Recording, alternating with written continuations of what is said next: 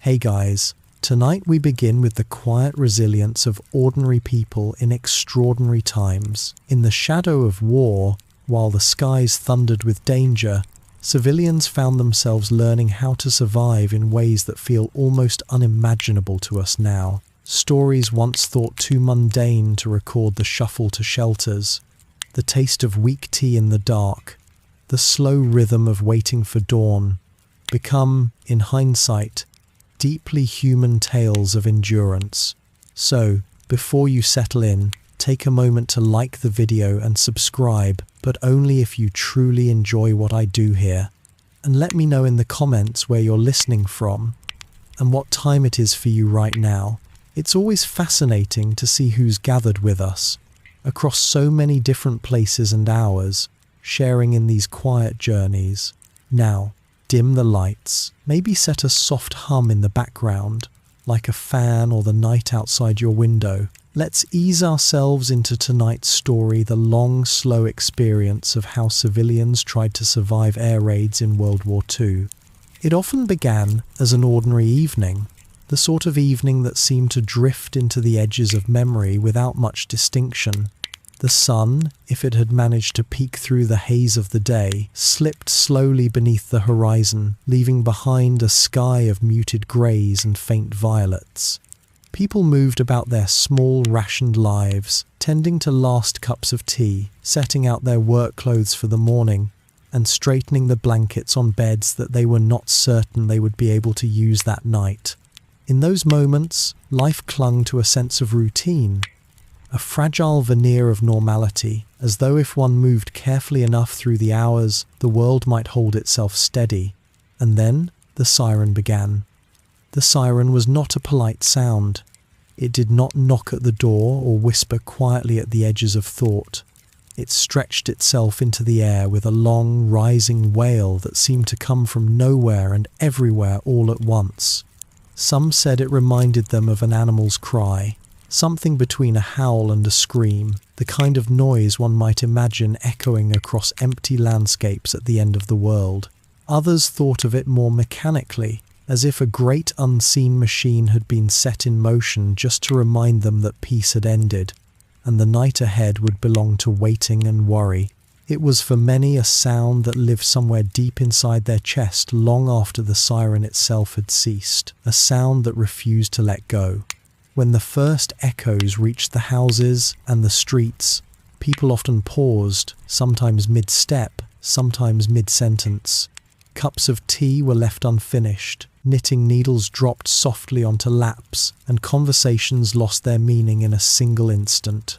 The sound pulled people away from whatever small fragment of ordinary life they had been holding on to, reminding them that no evening was ever entirely safe. Even the smallest of children, too young to understand the meaning of the wail, grew silent, sensing from the stiffening of their parents' shoulders that this sound was not like the others. It was the sound of interruption, the sound that carried people away from their homes and into the cold shadows beneath the ground. The siren also created a strange sort of rhythm in people's lives. For all its terror, it was oddly predictable. It punctuated days and weeks, like a grim clock that marked time differently from all others. Some nights it came early, before the lamps had been properly dimmed, catching people still at their evening chores. Other nights it came late, drawing them from half-sleep and sending them into the streets, weary-eyed and burdened with blankets and bags. Over time, the wail was woven into the fabric of existence, as much a part of the soundscape as the rustle of newspapers, the clatter of teacups, or the shuffling of shoes across worn floorboards. And yet, despite its familiarity, it never became less jarring. It never softened into the background. Each time it rose into the air, it tore a small piece of calm away. There was something strange about the way the sound carried. People often remarked that it seemed to bend around corners, to seep into rooms where windows were tightly shut, to linger in alleyways and gardens long after the mechanism had been switched off. Some even claimed that when the siren began, animals reacted before the humans had heard it, as though the vibration of the metal horns had stirred something more ancient, a note that only creatures close to the earth could detect. Dogs whined and paced, cats darted for hiding places, and birds shifted uneasily on their perches. Whether true or imagined, the idea added to the strangeness of the moment that the siren was not simply a man-made device, but part of the very atmosphere, a sound that pressed down on the skin of the world itself. For those walking in the streets when the sound began, the experience was different. There was no chance to prepare, no opportunity to tighten one's coat, or to gather belongings. Instead, the siren broke into the rhythm of footsteps and conversations, and the street itself seemed to still. Lamps dimmed or went dark as part of the blackout precautions, and the outlines of buildings shifted into shadow.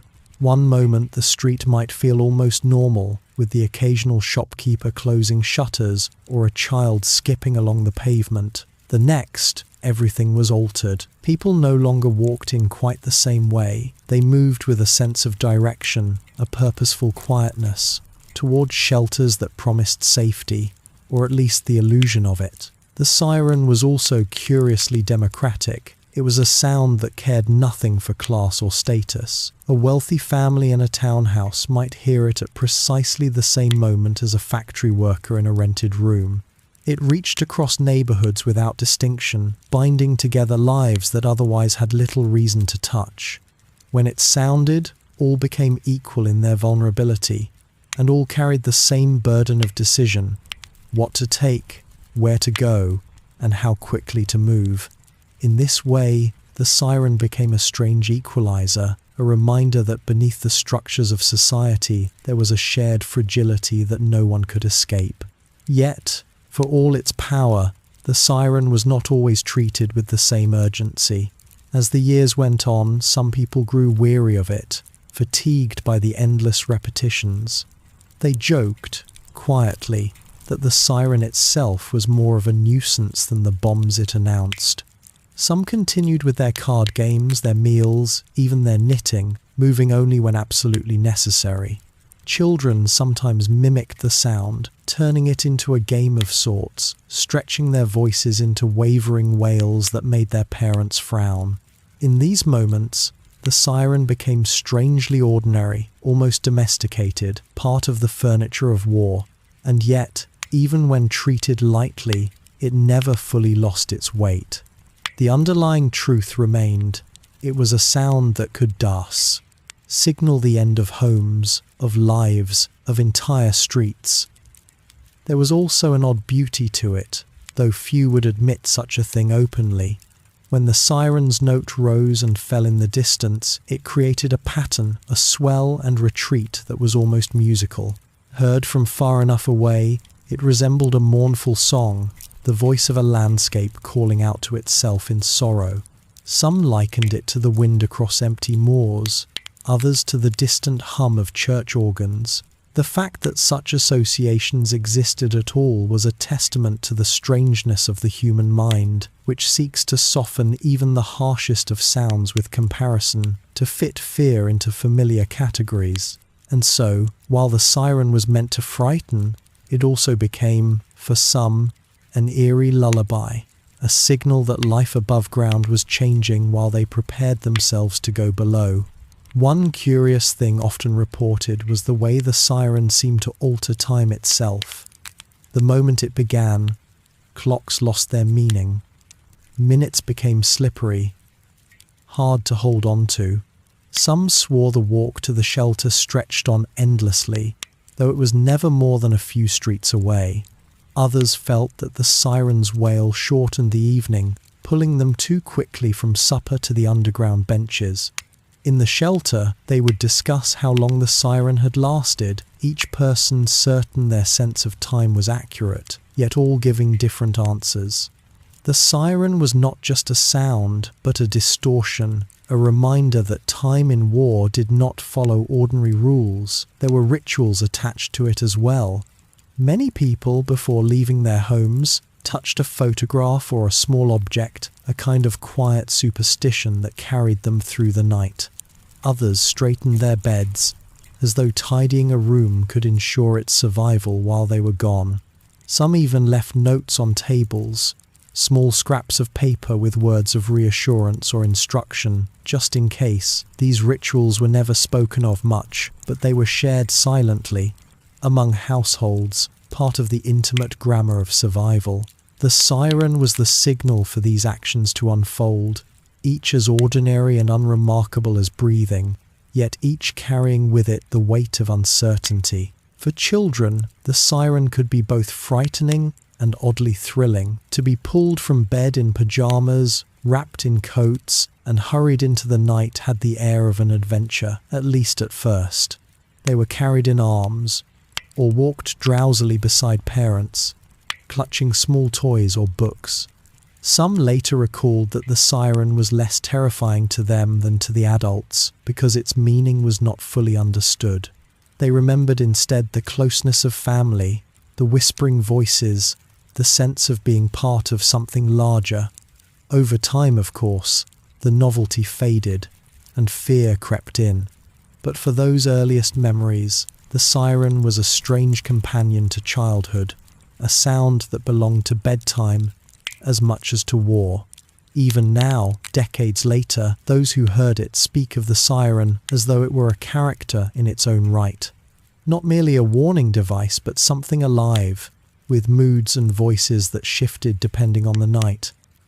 Some nights it seemed shrill, insistent, pulling at nerves like a sharp claw.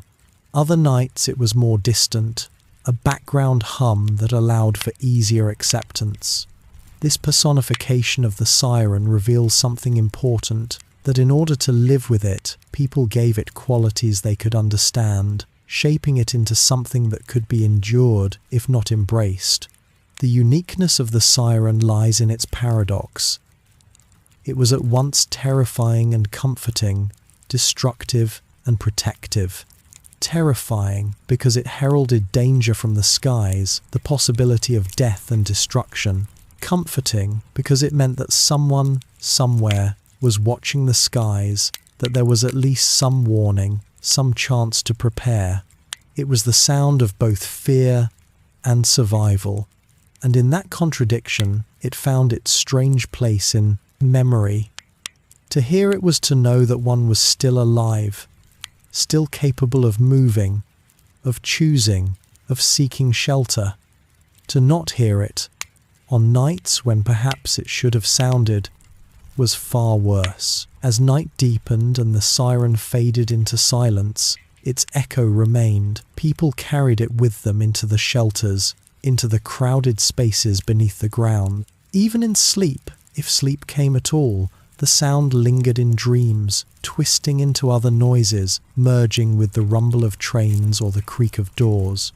It became part of the inner landscape, an imprint on the mind, and in the quiet mornings after, when the streets were walked again and the tea was poured, the absence of the siren was noted with a kind of gratitude that was never fully spoken aloud. The sound, or the lack of it, was the measure by which life was lived, and so the siren was not just a sound at the beginning of nights in wartime cities. It was a signal that shaped the rhythm of existence, a reminder of fragility, and a peculiar companion to countless evenings. It carried within it the strangeness of being both hated and depended upon, both feared and familiar. It was, in its own way, the voice of the war itself, speaking in tones that were mechanical and human all at once. To remember it now is to step back into those nights when the world paused, when life turned underground, and when every ear was tuned to the wail that declared, "Tonight, you will not sleep in peace." This is why you would not last a night in a WW2 Air Raid Shelter without first enduring the siren.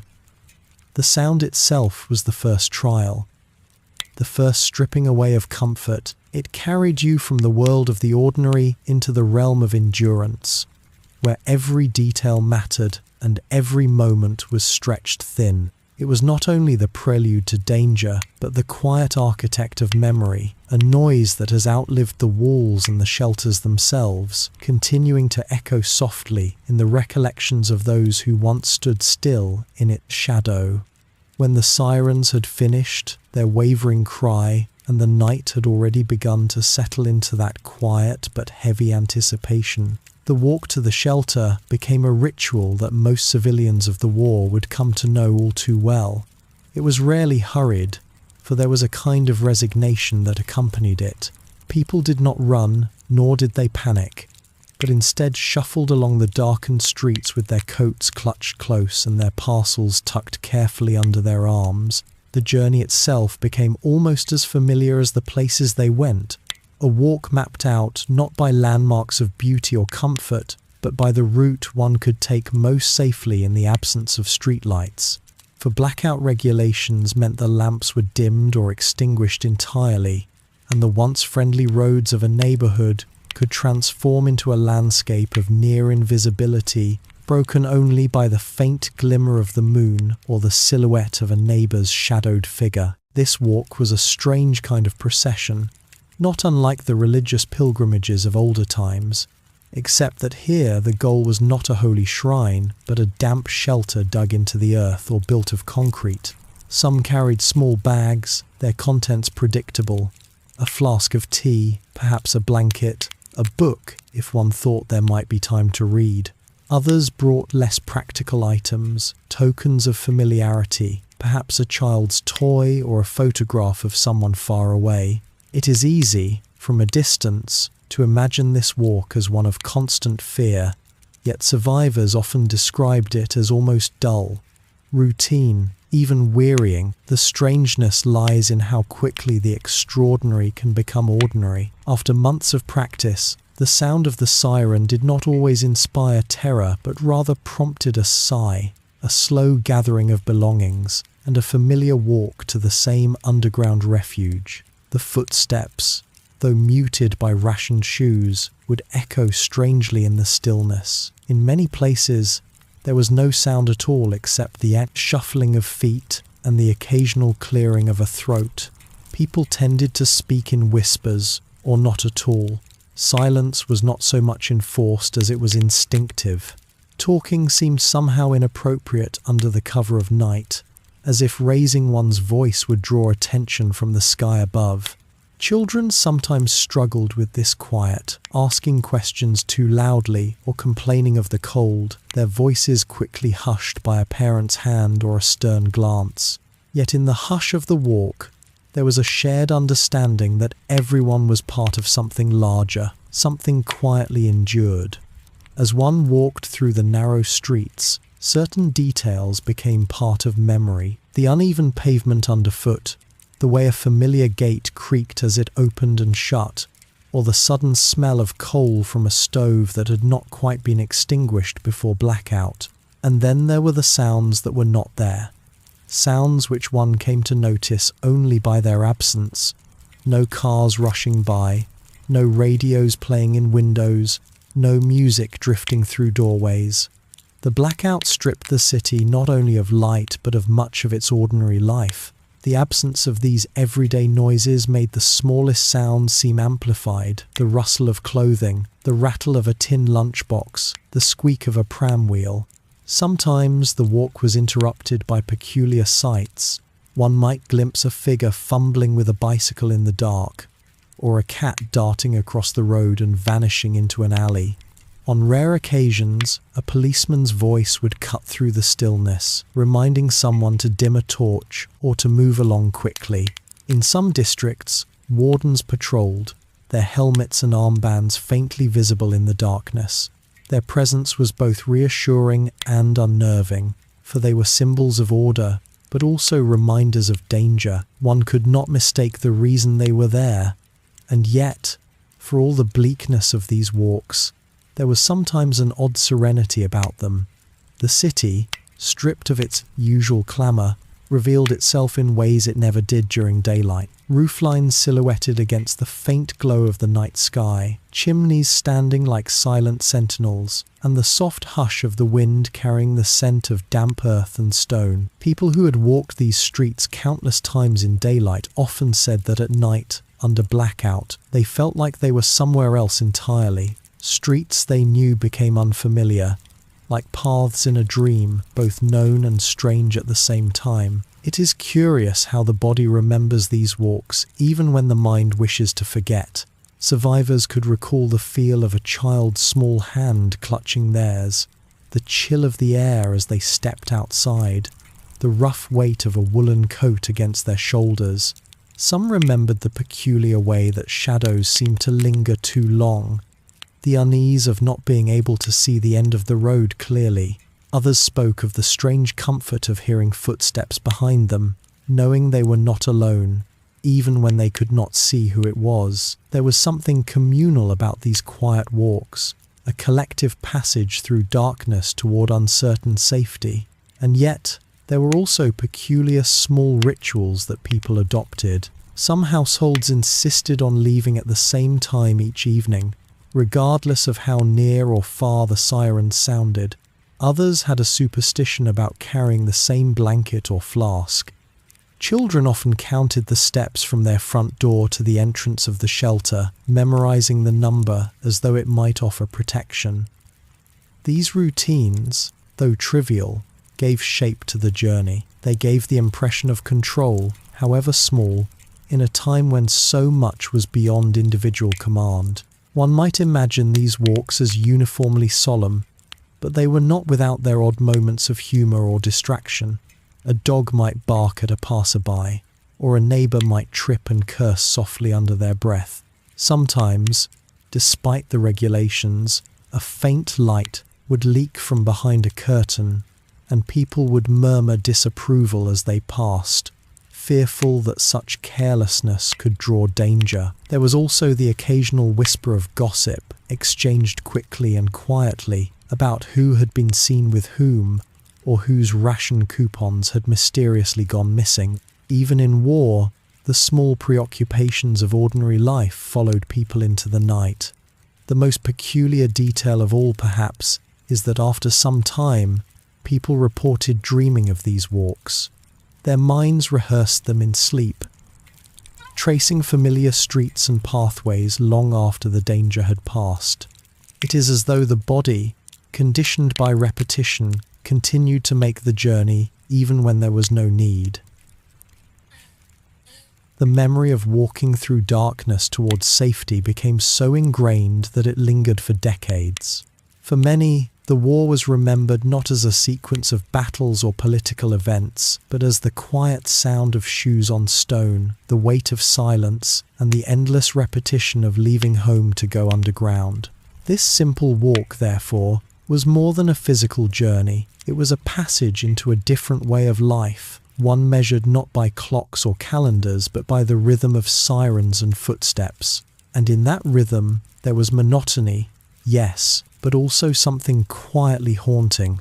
To step into the blackout was to enter a liminal space, somewhere between danger and safety, between the ordinary world and the strange, suspended world of shelter life. The streets became corridors, not only of stone and brick, but of memory, ritual, and unspoken understanding.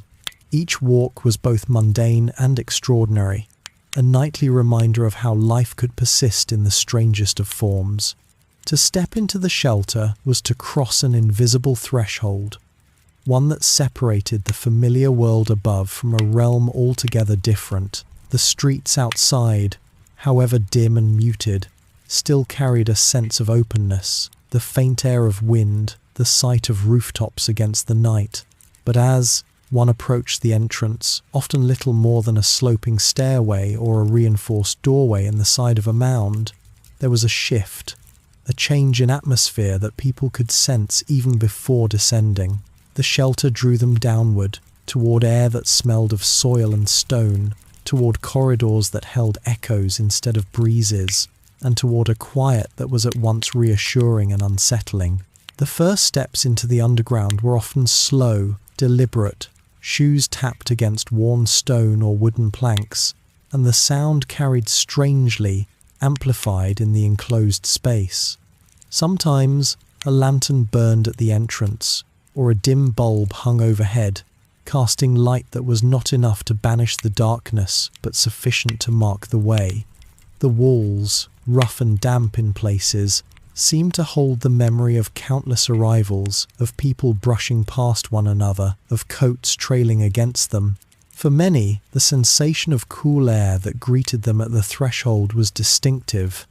It clung to the skin, carrying with it the faint taste of minerals, dust, and the earthy scent of clay.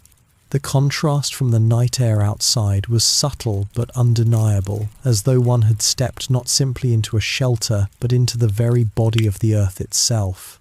Children often paused here, uncertain, their hands tightening in those of their parents. The descent could seem intimidating, a dark mouth opening to swallow them. Some shelters had narrow entrances that required ducking or squeezing past others. In such spaces, there was always the odd feeling of being watched, though by whom or what was never clear.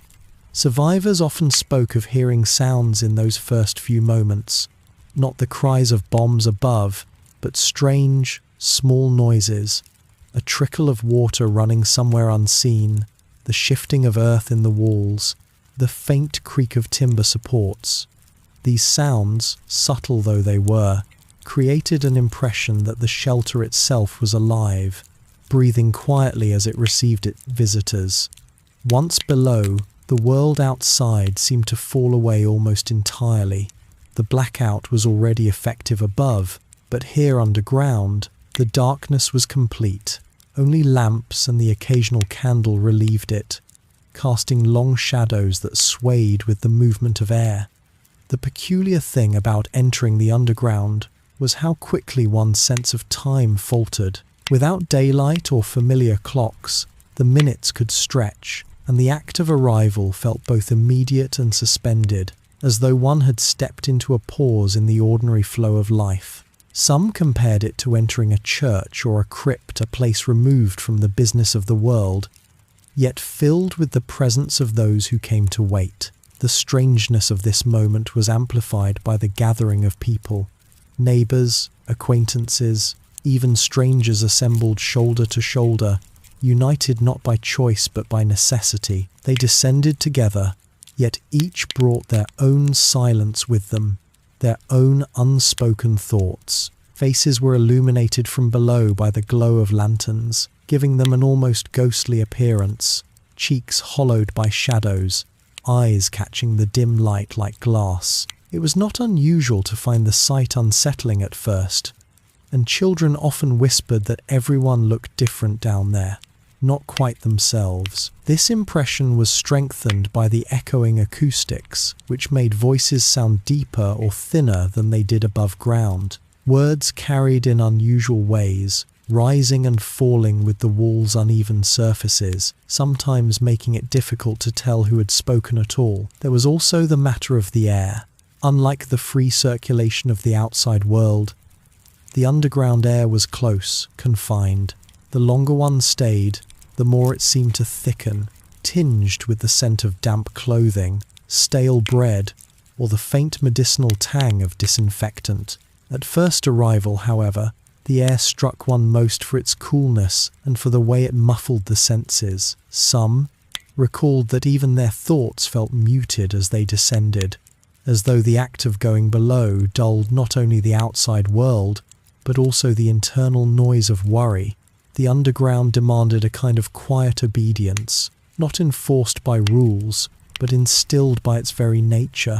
Yet in this moment of transition, there were often peculiar rituals. Families might claim the same corner each night, spreading blankets as if to mark their temporary territory. Some children insisted on touching the same spot on the wall as they passed, a charm of their own invention. Adults would often check their pockets, patting down ration cards, cigarettes, or matches. Even though they had no particular need for them underground, these small, repeated gestures lent a strange rhythm to the descent. turning it into something almost habitual, like the lighting of a lamp at dusk or the winding of a clock before bed. And there was another strangeness, often mentioned in recollections but rarely explained. The feeling, upon first entering, that time outside no longer applied. People described the odd certainty that the bombs would not fall until they had settled themselves inside. Of course, this was not true, but it points to how the shelter itself created an illusion of safety, a kind of psychological barrier as powerful as the physical walls. Once underground, one felt suspended, protected, as though the danger above could not intrude unless invited. Some even said they imagined that if they remained long enough, the war outside might simply dissolve, leaving only the shelter and those within it untouched by the chaos of the world. The act of entering also carried its own soundscape. The scrape of boots on stone, the faint rustle of coats as people brushed past one another, the low murmur of greetings exchanged softly. In many cases, there was a cough or two, quickly stifled, or the cry of a child reluctant to leave the familiar comfort of home.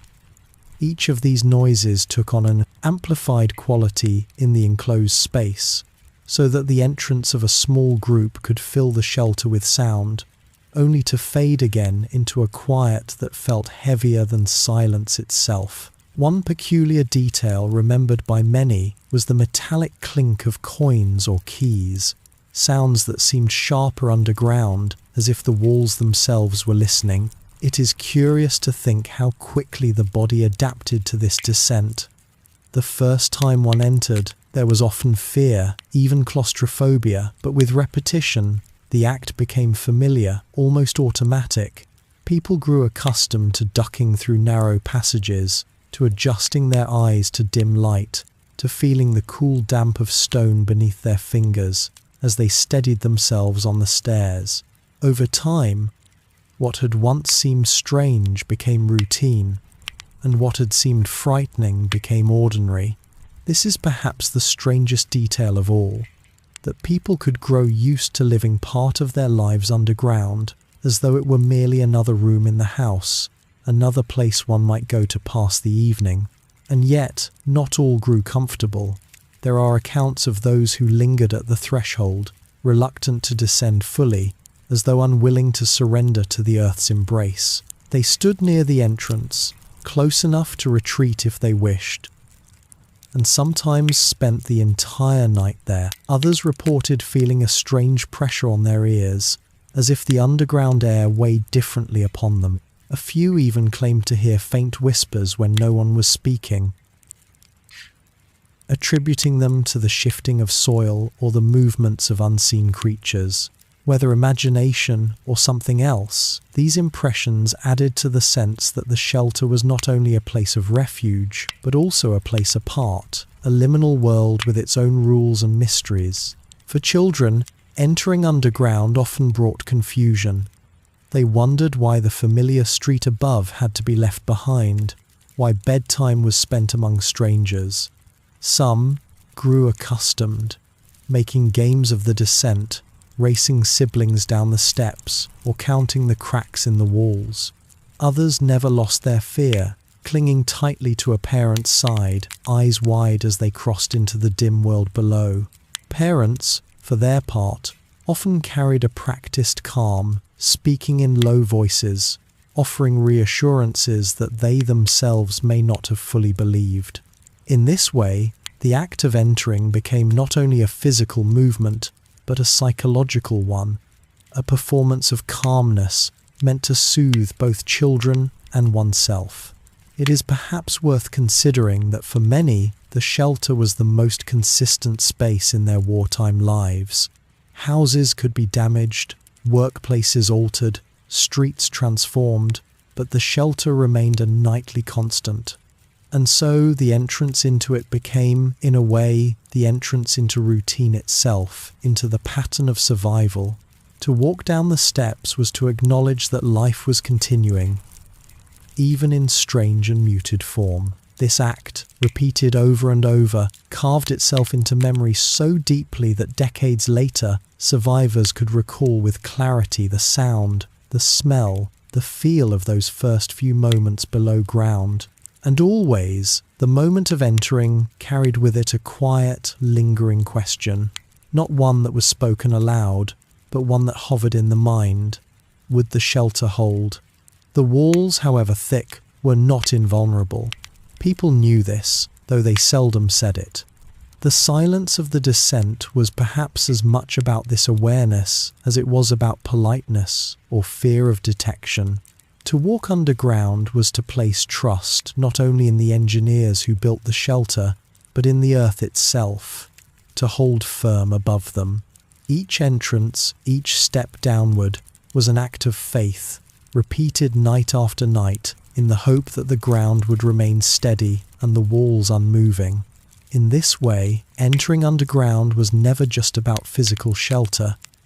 It was a passage into a space where ordinary life was suspended, where the air itself seemed to carry memory, and where silence was as much a part of survival as the walls around. It was a descent not only into earth, but into a shared human experience, one that was quiet, strange, unsettling, and yet profoundly unifying. To remember it now is to remember not only the war, but the sound of footsteps on stone, the smell of damp air, and the peculiar stillness that accompanied the first steps below. A stillness that seemed to say, you are here now, apart from the world above, waiting in the shelter of the earth. Once inside the shelter, there came the matter of finding a place to settle, a task both ordinary and oddly significant. The underground space, though designed for protection, was not meant for comfort. It was a place of necessity, where concrete walls and wooden benches replaced the softness of pillows and the privacy of bedrooms. And yet, each night, people entered and quietly sought out a corner, a ledge, or a strip of flooring where they might rest. It was a strange ritual, repeated with the patience of those who knew there was little choice in the matter, and it carried with it a rhythm that was as much part of wartime life as ration lines or blackout curtains. Some shelters had designated bunks, stacked 2 or 3 high, their wooden slats bare or covered with thin mats. Families who arrived early often claimed these spaces, spreading blankets or coats to soften the hardness. Others found themselves on benches that lined the walls, or, when those were full, on the floor itself, where cold concrete pressed through layers of clothing. There was no sense of luxury, only the small negotiations of space. A mother rearranging her children so that they lay close, a man tucking his knees to give his neighbour more room, a group of strangers quietly adjusting themselves to fit together without complaint. The act of resting here was less about comfort than about endurance, a willingness to share in the confined quarters for as long as the night demanded. The air seemed different once people had settled, thicker with the quiet presence of bodies and the subtle warmth they generated. The smell of wool coats mingled with damp stone, with hints of tea or bread that some had carried down in tins. Occasionally, there was the sharper note of disinfectant, or the faint smell of tobacco as someone lit a cigarette against the rules.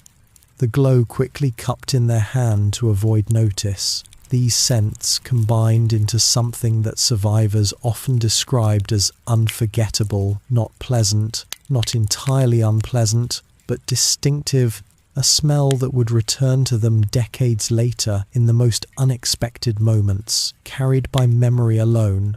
Resting in such conditions was peculiar, for it was not quite sleep and not quite wakefulness. Some people sat upright, their backs against walls, eyes closed as though rehearsing the possibility of rest without fully giving into it. Others lay flat, wrapping coats or blankets tightly around themselves, while children sometimes sprawled in unlikely positions, their adaptability carrying them into dreams despite the hardness of the ground. The sound of breathing, multiplied by dozens or even hundreds, created a low hum, a living presence that filled the space more fully than words could. Every cough, every sigh, every shifting body added to this chorus, a soundscape that was both soothing in its constancy and intrusive in its lack of privacy. What is most curious, perhaps, is how people made these arrangements their own. Some brought small comforts, such as pillows carried from home, or a book to place beneath their head in the absence of anything softer. Others carried talismans of routine, a knitting project, a pack of cards, or even a teacup that they insisted on using each night. These objects, though seemingly trivial, offered a fragile thread of normalcy, a reminder that life above still existed even while one lay underground. It is strange to think how a single blanket, folded carefully in the same way each evening, could become a ritual as important as the act of eating or breathing. And yet, even with these comforts, there was always a faint unease. The shelter was a space of safety, but it was also a space of confinement. The walls seemed to press inward, and the awareness of others pressed closer still. Privacy was almost impossible, and so people developed a kind of quiet tolerance, learning to avert their eyes, to lower their voices, to pretend not to notice the details of their neighbor's fatigue. Some, however, never grew accustomed. They lay awake in the half-dark, listening to the sounds around them, their thoughts wandering to the world above, to the roof of their house, standing alone in the night, to the possibility of what might await them when morning finally came. In these restless moments, peculiar details came to attention. Survivors recalled the way condensation gathered on the ceiling, dripping occasionally onto blankets or foreheads, startling those who had begun to drift into uneasy sleep. They remembered the scratching of rats, faint but undeniable, moving somewhere in the unseen recesses of the shelter. Some even reported hearing what they described as earth noises, creaks, groans, and soft shifting sounds that seemed to come from the walls themselves, as though the ground were adjusting to the presence of so many people within it.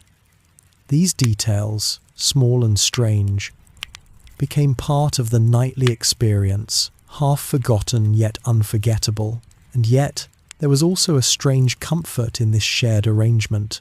The act of lying down among others, of breathing the same thick air, created a bond that was both unspoken and profound. Strangers who might never have exchanged a word above ground became part of one another's nights, their bodies arranged in parallel, their lives briefly interwoven. There was no ceremony to it, no declaration of solidarity, only the quiet fact of proximity, endured together. To rest in such a way was to acknowledge that survival was not an individual act, but a communal one, sustained by the willingness of many to share in the same discomfort. Children, perhaps, found the most curious ways to adapt. Some treated the shelter as a kind of sleepover, whispering to one another, inventing games that could be played in whispers and shadows. Others cried, inconsolable in the unfamiliar darkness, their wails softened only by exhaustion. Parents often recounted how they would stroke their children's hair, murmur stories, or even hum quietly, not so much to entertain as to reassure, to weave a thread of continuity between the world of bedtime above and the strange new world below. And sometimes, despite everything, the children would sleep more soundly than the adults, unburdened by the weight of unspoken fears. It is worth noting that many survivors spoke of dreams they experienced underground, dreams that were oddly vivid, filled with details that lingered upon waking. Some dreamed of corridors that stretched endlessly, of doors that opened into unfamiliar rooms, of voices that whispered from walls. Others dreamed of being above ground again, only to find their houses strangely altered, familiar rooms filled with objects that did not belong. The strangeness of these dreams perhaps reflected the liminal space of the shelter itself, neither home nor truly away, neither day nor night, but something in between. Rest in such conditions was not restful in the usual sense, but it carried its own peculiar texture, one that etched itself into memory with unusual clarity. And so, finding a place to rest was not simply a matter of lying down. It was an act of adjustment, of making the unfamiliar bearable through repetition and small comforts. It was a nightly rehearsal of endurance, played out in silence, in sighs, in the closeness of others. It was the weaving of routines from fragments, the folding of blankets into shapes that meant security, the closing of eyes in spaces where safety was as much imagined as real. It was, in its own quiet way, an extraordinary act of resilience, practiced night after night in shelters across cities and towns. Perhaps the strangest truth is that, over time, people began to measure their lives by these moments, not by calendars, not by the usual rhythms of work or leisure, but by the nightly descent, the arrangement of bodies, the search for a place to rest. It was as if time itself bent around the shelter, slowing, repeating, carrying people forward in increments of interrupted sleep and shared breathing. To find a place to rest was to step into that rhythm, to participate in a pattern that belonged not to individuals but to the entire community. And when morning finally came, when the all-clear sounded and people emerged once again into the daylight, they carried with them the memory of the night underground, of the places they had claimed, of the restless sleep they had managed to find in the earth's embrace. In remembering this now, one can almost feel the hardness of the bench beneath, the scratch of a wool blanket, the quiet weight of another's presence only a few feet away. One can almost hear the drip of water, the shuffle of bodies adjusting, the sigh of someone turning in half-sleep.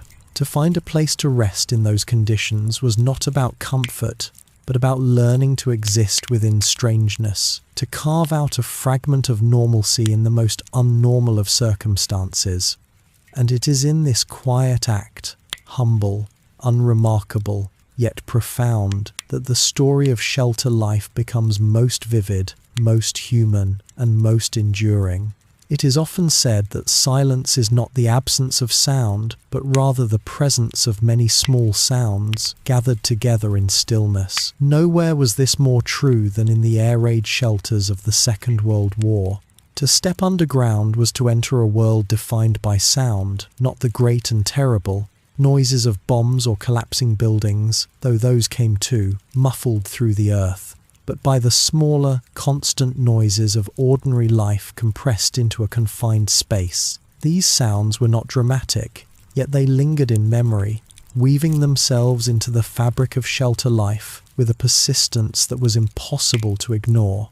The most immediate sound was breathing, dozens, sometimes hundreds of breaths, rising and falling in uneven rhythm, filling the air with a low hum. At first it seemed like nothing, a background to be forgotten, but as the night stretched on, the variations became more noticeable. The shallow breaths of children sleeping, the heavier sighs of men lying stiffly against hard benches, the quiet whistle of someone whose nose was blocked with dust or cold.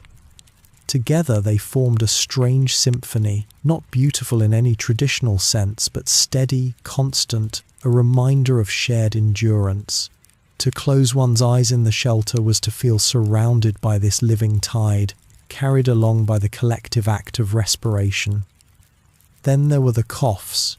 They punctuated the night with regularity, sudden and sharp against the backdrop of breathing.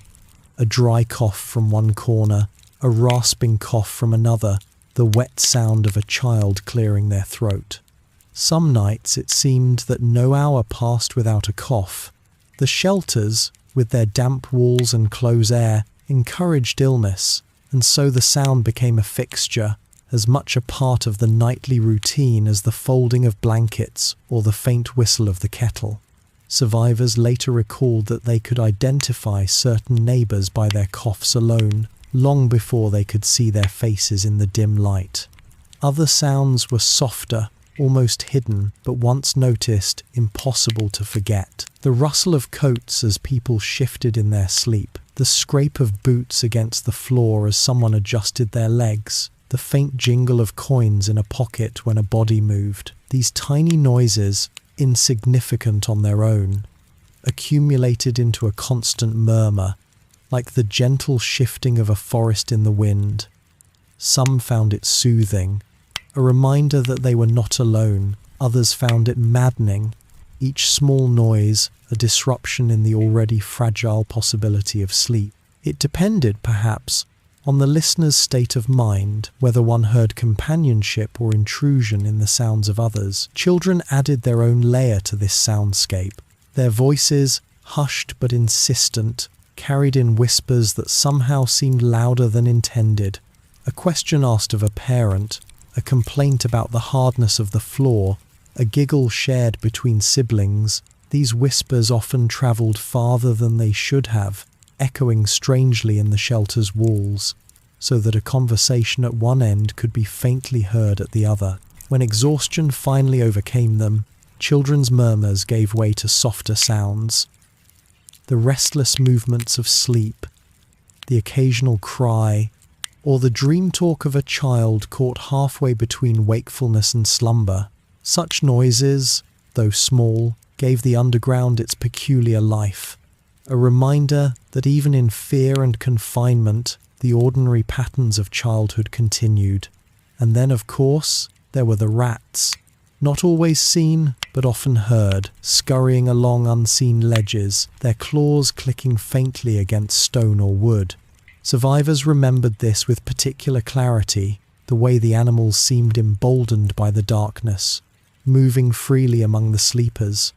Their presence was both unsettling and oddly accepted. People grew used to the faint scratching, the occasional squeak, the sense that the shelter was shared not only with neighbours but with creatures who cared nothing for wars or air raids. Some children gave the rats names, treating their nightly noises as though they were the familiar sounds of pets. Others lay awake, listening with unease, imagining the tiny bodies darting just beyond their reach. Dripping water was another, constant. From ceilings where condensation gathered, from pipes that never quite held tight, from the very walls themselves. The sound of drops hitting stone or metal became part of the background, irregular yet persistent. Sometimes it was a soft plink, sometimes a dull patter, sometimes almost imperceptible until the silence drew attention to it. Survivors often said that long after the war, they could be transported back to the shelters simply by hearing water drip in a quiet room. It was one of those details that clung to memory with disproportionate strength, more vivid than the larger dramas of the time. There were also the strange, low groans of the shelter itself. Wood creaked in its supports, metal beams expanded or contracted with the change in air, and the earth seemed to shift ever so slightly, producing noises that were difficult to identify. At times, these sounds were mistaken for bombs above, and a hush would fall over the shelter until people realized they were hearing nothing more than the building's own voice. Yet the unease lingered, for there was always the question of whether the shelter would hold, whether the earth and stone could be trusted. These structural noises, though harmless, carried a weight far beyond their volume, a reminder of the fragility of safety. Curiously, not all sounds were unwanted. Some people brought music in the form of harmonicas or quietly hummed songs to pass the time. A hymn sung softly, a folk tune played half to oneself, filled the space with something approaching comfort. Even the faint sound of someone knitting, needles clicking gently together, became a source of reassurance. Such sounds seemed to carve out a fragile sense of normality, an echo of life above ground carried into the depths below. They were reminders that human beings, even in confinement, sought rhythm and pattern, something to ease the waiting. And always, behind these smaller sounds, there was the great silence of the outside. Muffled by earth and walls, the noises of the city in danger filtered down in distorted form. The distant thud of bombs could sometimes be heard, not sharp but heavy, a vibration more than a sound. Windows rattled faintly, dust fell from ceilings, and for a moment all other noises stopped as people listened. The waiting was often worse than the sound itself, for one never knew how near or far the explosion had been. Once the moment passed, people returned to their coughs, their whispers, their shuffling, as though the interruption had been no more than a passing breeze. It is striking to consider how these ordinary sounds became the soundtrack of survival. They were not grand or heroic, but they filled the hours in ways that words cannot fully capture. Each cough, each drip of water, each restless shifting body was a marker of endurance, of life persisting in the strangest of conditions. Over time, people grew so accustomed to them that silence itself, true silence, felt foreign. When the war ended and the shelters emptied, many reported that their first nights back in their own beds were strangely unsettling, not because of danger, but because of the absence of those sounds. The quiet was too quiet, the solitude too sharp. They had grown used to the shared soundscape, and without it, rest felt incomplete. Perhaps the most curious detail of all is how memory has preserved these noises.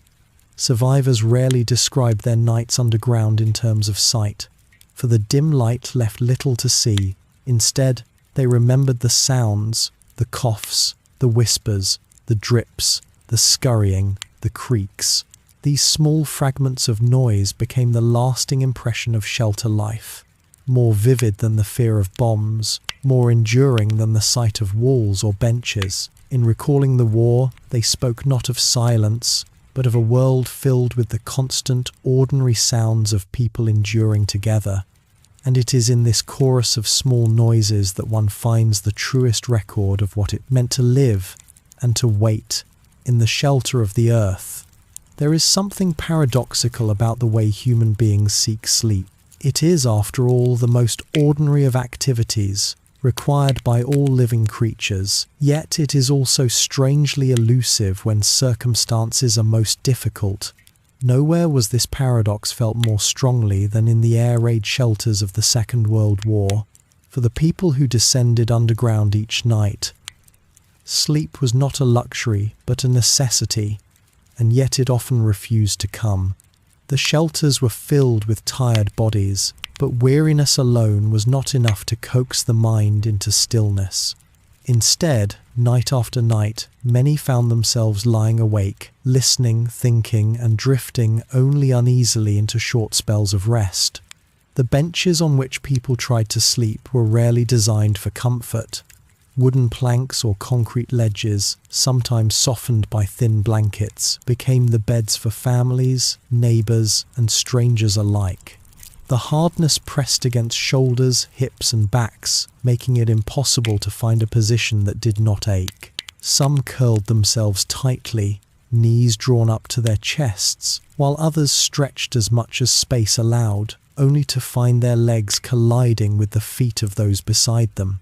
Over time, people learned to adapt, but the body never quite forgot that it was lying, not in a bed, but on a surface meant for sitting. The ache became part of the nightly routine, endured with the resignation that there was no other choice. Then there was the matter of light. The shelters were never truly dark. Lamps hung at intervals, casting a dim, yellowish glow, designed to prevent accidents but unkind to sleep. Shadows stretched strangely across the walls, bending as people moved, flickering whenever a flame or bulb wavered. Some tried to cover their eyes with scarves, hats, or coats, but the glow always found its way through fabric. For children, the light was sometimes a comfort, preventing the fear that true darkness might have brought. For adults, it was a hindrance, a constant reminder that this was not a place for rest but a place for waiting. In time, many reported that they came to associate half-sleep with this dim glow, as though true darkness no longer belonged to the act of slumber. Noise, too, was a persistent barrier. The coughs, whispers, and shifting bodies that filled the shelter seemed magnified in the hours when the desire for quiet rest was strongest. Each cough sounded sharper, each shuffle louder, as though the mind, desperate for sleep, became more alert to interruptions. Even those accustomed to city life, who had grown used to the rumble of trains or the cries of neighbours, found the confined sounds of the shelter harder to ignore. The mind could not convince itself that these noises were distant. They were immediate, near at hand, woven into the very air that everyone breathed. Yet even if the body could bear the benches, the eyes adjust to the dim light, and the ears learn to fold the noise into the background.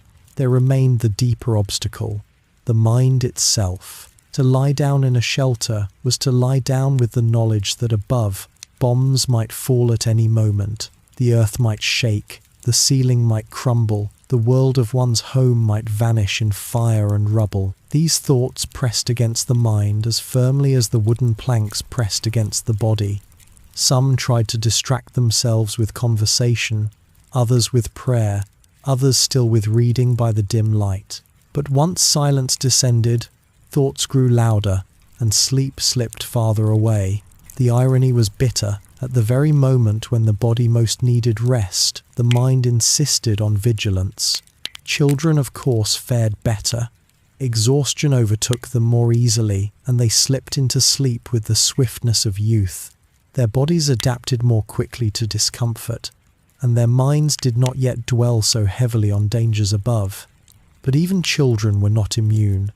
Many awoke with cries when a particularly loud explosion reverberated underground, or when the air grew too damp and cold. Their dreams were often disturbed by the strangeness of their surroundings, and parents spoke of children who muttered in their sleep about sirens, about the sound of planes, about houses that seemed to vanish.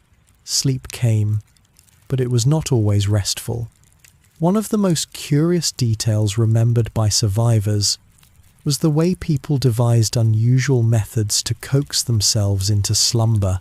Some counted drips of water, like a shepherd counting sheep, letting the rhythm of droplets against stone carry their minds away.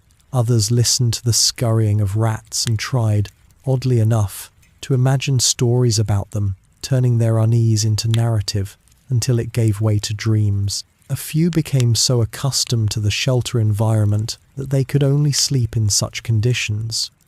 When placed back in a quiet room, years later, they found the silence unsettling and longed for the familiar sounds of coughing neighbours or creaking beams. What had once been an obstacle to sleep became, with time, a strange sort of lullaby. The problem of sleep was also a problem of privacy. In ordinary life, the act of sleeping is intimate, carried out behind doors, under blankets, in the comfort of one's own walls. In the shelter, sleep was a public act, observed by neighbours, shared with strangers. To turn on one side, to sigh, to murmur in dreams, all of it was exposed. This lack of privacy created a tension, unspoken but widely felt. Some resisted closing their eyes altogether, unwilling to appear vulnerable in front of so many others. Others surrendered quickly, unbothered by the presence of witnesses. Over time, familiarity dulled the strangeness, but it never disappeared entirely. People remembered, even decades later, how odd it felt to lie among dozens and allow themselves to drift into unconsciousness.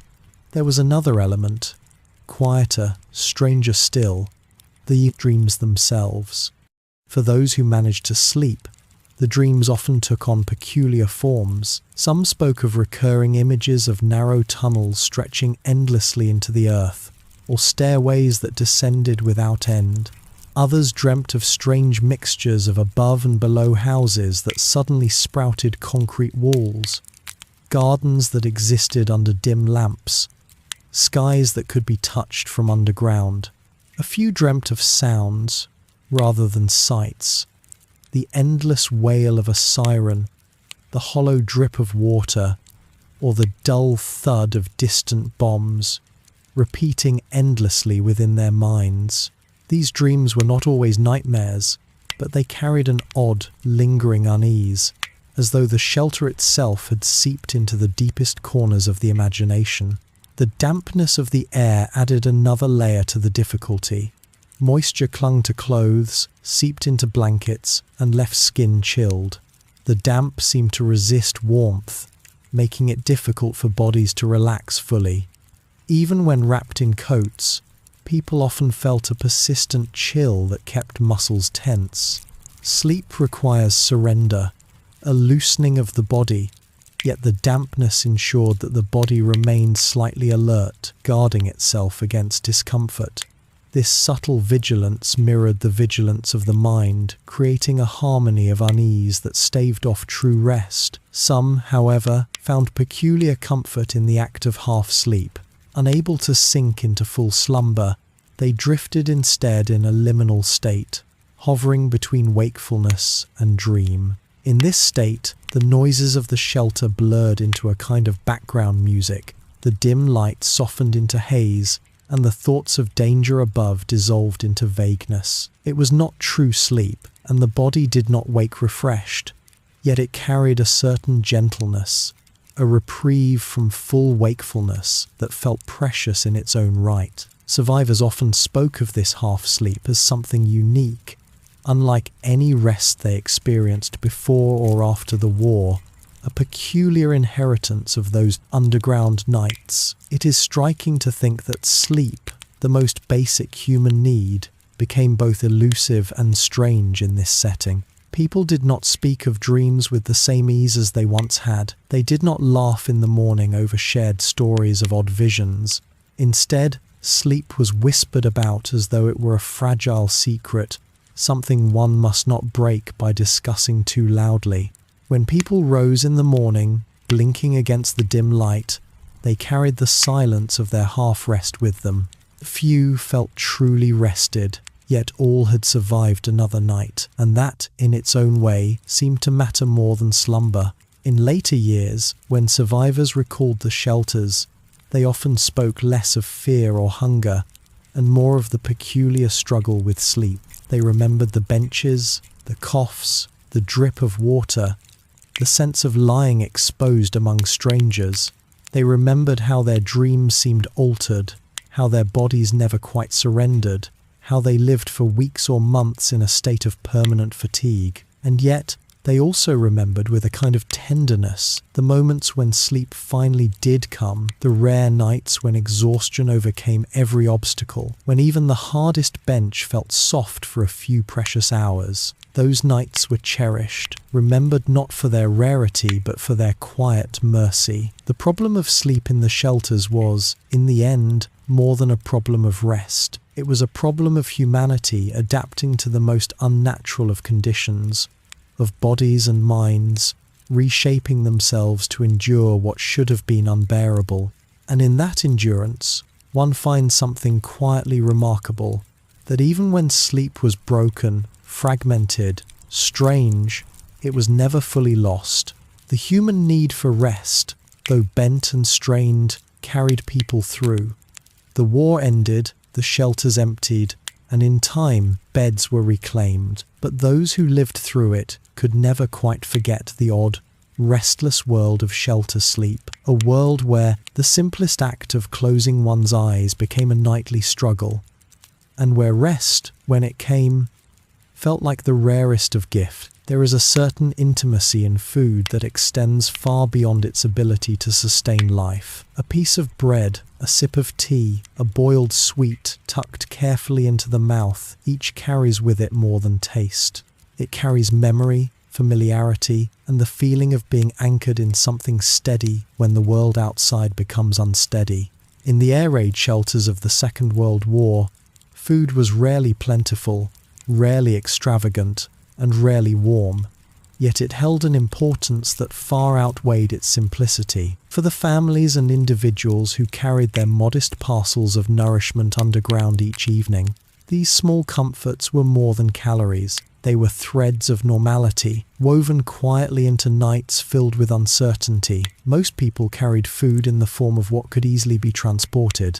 A flask of tea was perhaps the most common companion, wrapped in cloth to keep it warm for as long as possible. When the time came to unstop the lid, the faint tendrils of steam rising into the dim light were a source of calm to those nearby. The scent of tea leaves infused in hot water, though simple, brought a reassurance that some rituals had not changed. Even in the damp air of a shelter, with the echo of distant bombs occasionally reverberating through the walls, one could close their eyes and feel, for a brief moment, that they were sitting at their own table, waiting for nothing more dramatic than the kettle's whistle. Bread, often coarse and rationed, appeared in many forms. Sandwiches made hastily with margarine and whatever filling could be spared, or simple hunks wrapped in wax paper to be torn and shared. Children held sandwiches with both hands, sometimes more interested in the act of possession than in the taste itself. Adults often ate more slowly, chewing not only to satisfy hunger, but to prolong the presence of something solid and familiar in the mouth. In a world where so much was unpredictable, the texture of bread remained consistent. Its chew, its smell, and its ability to sit heavily in the stomach provided comfort in ways that words alone could not. Biscuits were another quiet treasure. Hard, dry, and often crumbling at the edges, they were nonetheless cherished, especially by children. The crunch echoed softly in the shelter, blending with coughs and whispers, a reminder that pleasure could be found in even the simplest of rations. Mothers and fathers sometimes broke biscuits in half to divide them fairly, watching crumbs scatter onto laps and floors. These small rituals of fairness carried their own weight, teaching children that even scarcity could be shared. And in the stillness of the underground, the faint sound of a biscuit being snapped was as familiar as the ticking of a clock in a household above. Perhaps the most curious of all were boiled sweets that glistened faintly in the dim light, or toffees that softened slowly in the warmth of a pocket. They were not common, but when they appeared, they became talismans of comfort. A sweet in the mouth of a child distracted them from the cold, the noise, or the boredom. Adults, too, sometimes placed them on their tongues and let them dissolve with deliberate slowness, savouring each moment as though to stretch the experience indefinitely. Survivors often spoke of how one sweet could last through the better part of a conversation. Its gradual disappearance, a small reminder of time passing gently, even when hours seemed endless. There were stranger foods as well. Born of necessity, tins of Spam, with their gelatinous contents, were prized not for their appeal but for their density. A few slices could fill a stomach in ways bread alone could not. Condensed milk, thick and sweet, was spooned sparingly, its richness almost shocking against the backdrop of rationing. Pickled vegetables, wrapped tightly in jars, offered bursts of sharp flavour that startled tongues accustomed to blandness. These unusual foods, though sometimes disliked, nonetheless became part of the shelter's culinary landscape. People learned to exchange them, trade them, or disguise them within sandwiches. In this way, even distaste became a form of community, a shared experience of endurance. Drinking was as important as eating. Water, carried in bottles, often grew warm or stale by the time it was consumed, yet it was passed from hand to hand with gratitude. Tea, of course, reigned supreme, its presence a symbol of continuity in a nation where tea drinking was a cultural cornerstone.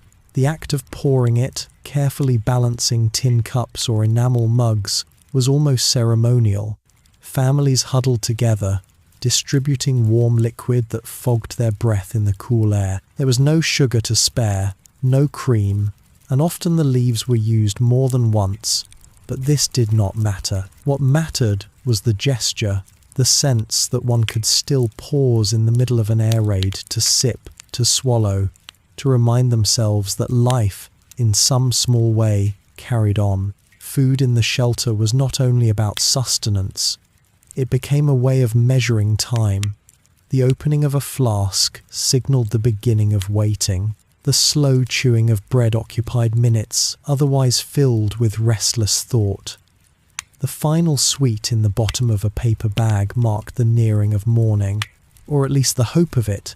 Children learned to pace themselves, encouraged by parents who warned that nothing more would be provided until dawn. Adults did the same, stretching their supplies across hours that seemed unwilling to pass. In this way, food took on the role of both sustenance and clock, dividing the endless night into manageable intervals. One of the unique and strange aspects of these food rituals was the way they seemed to flatten social differences. Above ground, families might have been separated by class, by neighborhood, by profession. Underground, the sight of someone sharing a biscuit with a neighbor or offering a sip of tea to a stranger blurred those boundaries. Hunger was universal, as was the desire for comfort. In the dim light, the wealthy and the poor alike unwrapped sandwiches made of rationed bread, drank tea from flasks, and licked sweets with equal appreciation. The shelter, for all its discomforts, created a temporary equality of appetite, a leveling of social distance through shared scarcity. There were, of course, small disputes. A child crying for more than their share of food, a neighbor irritated by the smell of someone else's pickled onions, or whispers of complaint when one family seemed to have more generous supplies than another. Yet even these tensions rarely grew large. The nature of the shelter was such that grievances softened in the presence of greater danger. People might sigh or roll their eyes, but they seldom quarreled loudly. Food, even when divisive, still drew people into an unspoken pact of coexistence. Curiously, some people began to develop peculiar attachments to certain foods, specifically because of their association with the shelter. A woman might recall years later that she could never again eat spam without remembering the dim glow of the underground. A man might find that condensed milk carried the taste of safety as much as sweetness. Children who grew up in the shelters sometimes carried lifelong fondness for the humble biscuits or the simple sandwiches that had once seemed a luxury. What had been born of necessity became memory, and memory in turn became preference, as though the foods had absorbed the emotions of those long nights. The smells of food were another element that wove themselves into the tapestry of the shelter experience. The scent of tea mingled with damp concrete, of bread mixed with sweat, of pickles carried faintly on the air. For some, these smells were comforting, reminders of kitchens and tables left behind.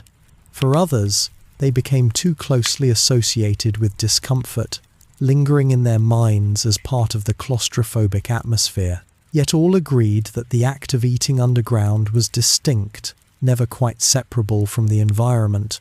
The flavor of a sandwich was never just flour and filling. It was also the taste of fear, of boredom, of resilience, of survival, and there were, inevitably, those who went without.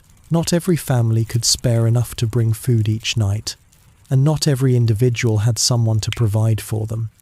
In these cases, the generosity of others sometimes filled the gap, though not always. A piece of bread pressed into another's hand, a sip of tea offered without being asked. These moments of quiet kindness were remembered with gratitude that outlasted the war itself.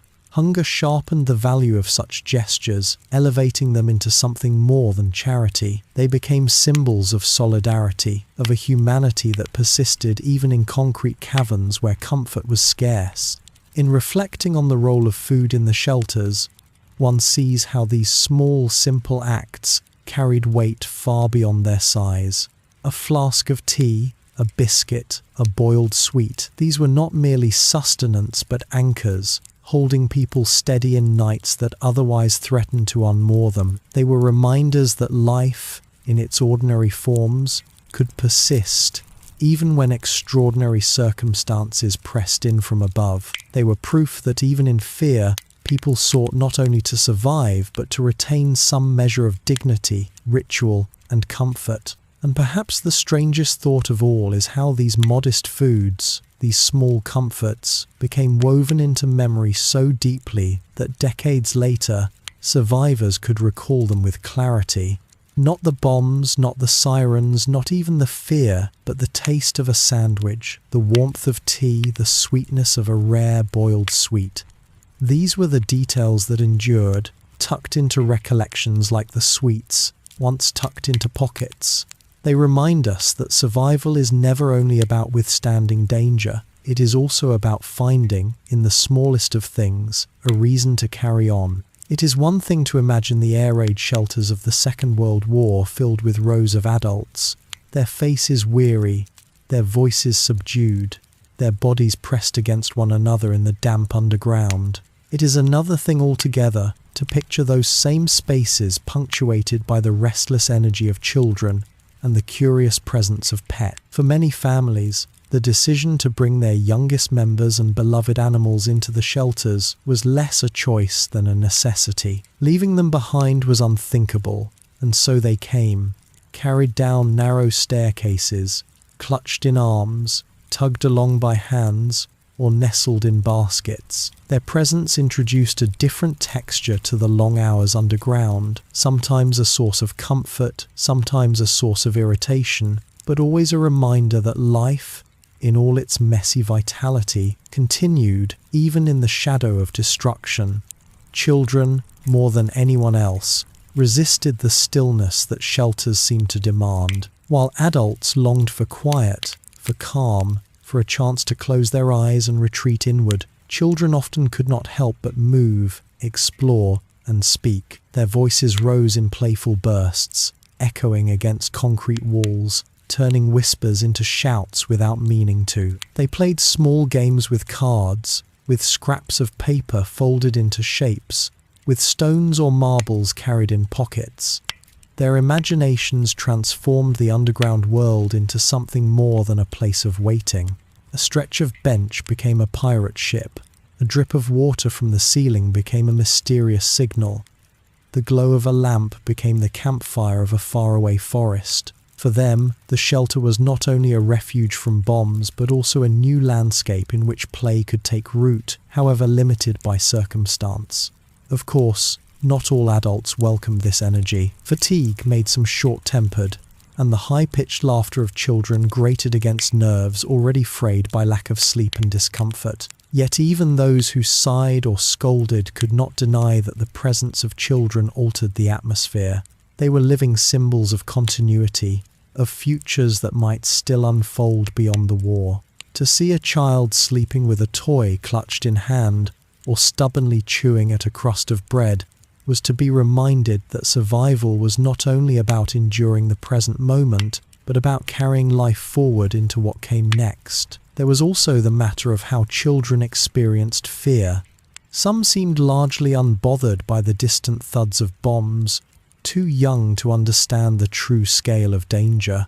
Others reacted with sharp cries, clinging tightly to parents at every noise, their small bodies trembling with a fear they could not articulate. Mothers and fathers soothed them as best they could, rocking them gently, whispering reassurances that tomorrow would be brighter, even when those reassurances felt fragile. A child's fear had a way of amplifying the fear of adults, for to witness innocence confronted with danger is to feel the weight of protection more heavily than ever. Yet at the same time, when a child laughed or played, their resilience became a balm, softening the tension that otherwise thickened the air. Alongside the children came pets, creatures both ordinary and strange in the underground setting. Cats, often carried in baskets or under coats, prowled cautiously once released, their eyes reflecting the dim light in sharp glimmers. Dogs, small enough to be managed in crowded conditions, sat curled on laps or at feet, their ears twitching at each new sound. Birds, housed in small cages, sometimes sang despite the gloom, their songs at once incongruous and oddly comforting. These animals were more than companions. They were fragments of home carried into the shelter, reminders of domestic life above ground. Stroking a cat's fur or feeling the warm weight of a dog against one's legs offered solace that no ration of food or sip of tea could quite replicate. Yet the presence of animals also brought peculiar challenges. A dog's bark could echo loudly in the confined space, startling those who were half asleep. A cat might leap suddenly onto a stranger's lap, claws pressing into fabric. The smell of animals mingled with the already thick air, adding another layer to the sensory burden of the shelter. Still, most tolerated these inconveniences, for they understood the bond between people and their animals. To ask someone to leave behind a pet was to ask them to abandon a piece of themselves, and so allowances were made. In the end, the animals became part of the collective shelter memory, their quirks remembered as clearly as those of human neighbours. One of the stranger details recalled by survivors is how animals seemed to sense the vibrations of bombs before humans did. A dog might whine or tremble moments before an explosion sounded above. A cat might dart under a bench, ears flat, seconds before the ground shook. Birds often fell silent just before distant detonations. Whether this was coincidence or an instinctive response to changes in air pressure and sound, it left an impression on those who noticed. Some came to trust the reactions of animals more than their own senses, watching them closely as a form of early warning system. In this way, pets took on roles beyond companionship, becoming subtle guardians of the underground. Children, too, developed peculiar relationships with animals in the shelters. A shy child might spend hours stroking a neighbour's cat, finding comfort in its steady purring. Another might press their face into the fur of a dog, muffling their own fear in the warmth of the animal's body. The presence of creatures provided both distraction and stability, allowing children to anchor their emotions in something that felt safe and familiar. For adults, witnessing this bond was a reminder of how resourceful the human spirit could be, finding solace in unlikely forms. The combination of children and pets also created moments of quiet comedy. A child offering a biscuit to a dog, only to watch it disappear in a single gulp. A cat attempting to steal a piece of spam from someone's lap. A bird bursting into song at the most solemn of silences, drawing laughter even from the most weary faces. These small incidents were not merely amusing. They punctured the heaviness of the shelter, giving people reasons to smile when smiles felt scarce. The strangeness of finding humour underground, in the midst of fear, left memories as enduring as the discomforts. Strangers, too, became part of this mixture, for the shelters were not filled only with families but with an assortment of individuals whose lives otherwise might never have intersected. Elderly neighbours sat alongside young mothers. Workers from factories shared benches with shopkeepers and clerks. Students found themselves beside pensioners, soldiers' wives beside widows.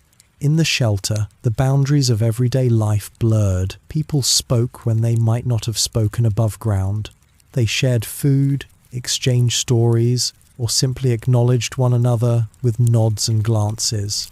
This enforced proximity created a kind of temporary society, built on patience and quiet endurance. Yet it was never without its oddities.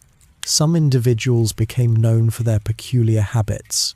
One man might mutter to himself continually, whispering calculations or reciting passages of scripture. Another might polish his shoes obsessively, as though maintaining routine was his anchor. A woman might hum the same tune night after night, her voice soft but persistent, weaving through the background of coughs and whispers.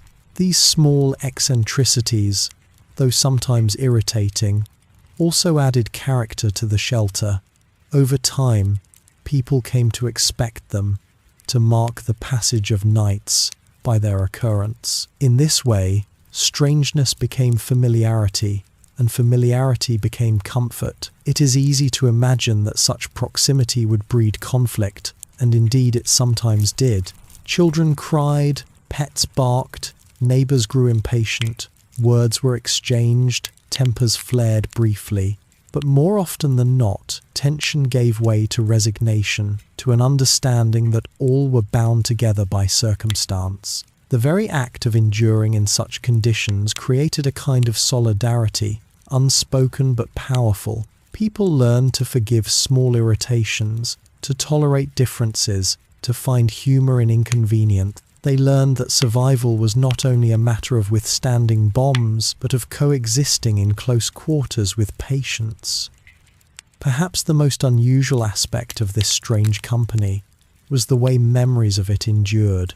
Survivors often recalled not only the discomforts of the shelters, but the personalities that filled them. They remembered the child who played marbles in the corner, the dog who trembled before each explosion, the old man who polished his shoes, the woman who hummed endlessly. These details became part of the fabric of remembrance, stitched as firmly as the sound of sirens or the feel of concrete. They remind us that survival is not a solitary act, but a collective one, built on the intertwining lives of many. In thinking about children, pets, and the strange company of the shelters, one sees how even in the most constrained circumstances, life asserted itself. It asserted itself in play, in laughter, in the purring of a cat, in the chatter of a bird, in the eccentricities of neighbours. It was not always comfortable, not always welcome, but it was undeniably human. And perhaps that is what allowed so many to endure not only the hope of safety above, but the undeniable presence of life below, crowded together in the dim light, sharing the long nights with all their strangeness and all their quiet resilience. As the story of the shelters draws to a close, it is worth pausing to imagine what it felt like when the all-clear sounded. The sirens, which had once pulled people underground in hurried steps, now released them slowly back into the open air. There was no rush to climb the stairways or emerge into the night. People often lingered, reluctant to exchange the dim, steady quiet of the shelter for whatever waited above. The surface world, though free from immediate danger, carried its own unsettling sights. Broken streets, shattered glass, smoke drifting across rooftops. The shelter, for all its discomforts, had been a cocoon of sorts, and leaving it could feel like stepping out into a harsher reality than the one below. It was in those moments, just after the danger had passed, that people most clearly became aware of the strangeness of what they had endured together.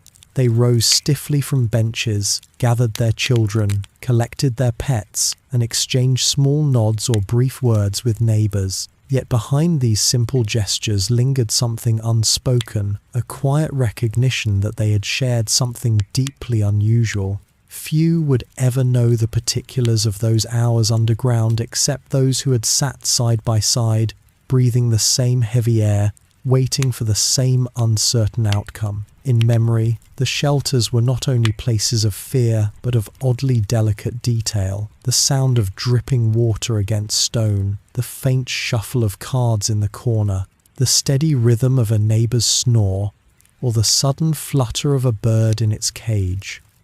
These small fragments, recalled years later, often seemed sharper than the larger events of the war. They were the human texture of survival, moments that belonged not to history books, but to the quiet archives of the mind. Even now, one can imagine the echo of those sounds lingering in the empty tunnels, as if the walls themselves had absorbed the memory of waiting. Perhaps the most curious thought is how those experiences live on in us, though we may never have descended into a shelter ourselves. There is something about the act of gathering in the dark, of enduring alongside strangers, of finding stillness in the midst of uncertainty that feels familiar even across time. It is as though the memory of such endurance has been quietly handed down, not through stories alone, but through the very way people seek comfort in each other during uneasy nights. The shelters may have emptied long ago, yet the echo of their presence lingers in the human imagination. And so, as we close this journey through the hidden corners of history, it is worth remembering that life continues in quiet ways, even in the most unlikely of places. It continues in the laughter of children, in the purring of a cat, in the hum of a tune softly carried through heavy air. It continues in the patient nods of strangers, and in the gentle rhythm of time passing underground. These details, small and unremarkable, are perhaps what truly kept people going. They remind us that endurance is made not only of strength, but of quiet moments stitched together like threads in a worn but lasting fabric. Now, the lights of the shelter grow dim, the benches stand empty, the echoes of voices fade into stillness. Above ground, the night stretches wide and calm, holding within it both silence and possibility. And as you prepare to close your eyes, you might carry with you that same sense of quiet continuity, the knowledge that in the darkest places, people still found ways to wait, to endure, and to be together. Good night,